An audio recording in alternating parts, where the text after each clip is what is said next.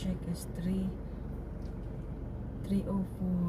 here in US. Papasok na naman tayo sa trabaho, guys. Yan, masama yung panahon. Kanina, ang lakas ng ulan, tsaka ang hangin doon sa amin. Ngayon medyo okay, medyo umano na naman yung